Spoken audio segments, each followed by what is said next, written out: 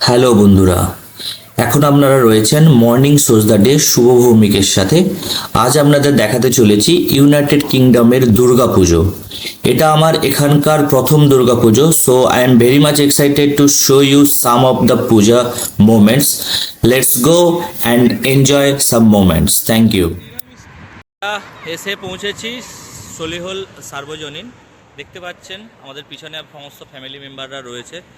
এটা আমার ইউকেতে ফার্স্ট দুর্গাপুজো।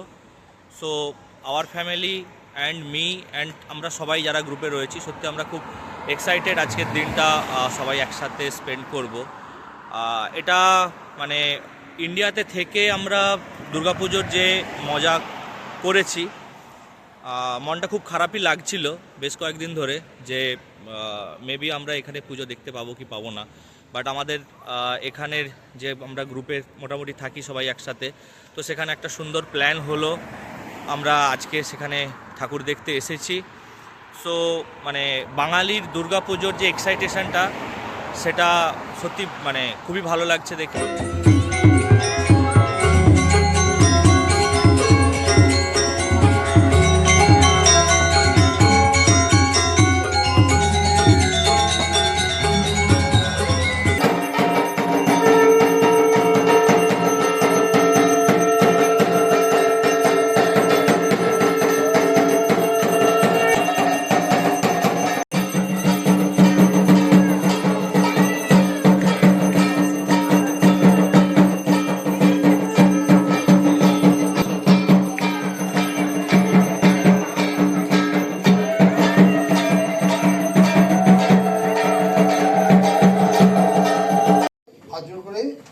মনোযোগ করে স্যাংটিফাইড ইউর পিউরিফাই করুন। ওম মহিষগ্নি মহামায়ে চামুণ্ডে মুন্ডমালিনী আয়ুরারোগ্য বিজয়ং দেহি দেবী নমস্তুতে।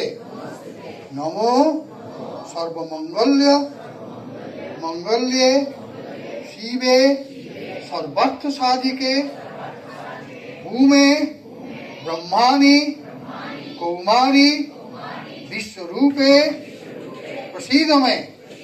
ओम भगवती भयच्छेदे कात्यायनी चकामदे कालकृत कौशिकी तंहि कात्यायनी नमस्ते।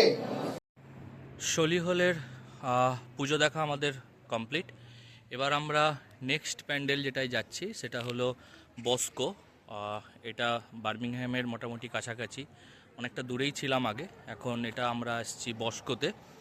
তো এখানকার মূর্তিটা মানে অসাধারণভাবে সাজিয়েছে, খুব সুন্দর লাগছে দেখতে।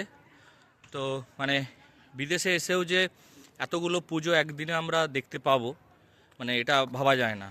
তো আমি ভেতরে যাচ্ছি, আপনাদের দেখাচ্ছি।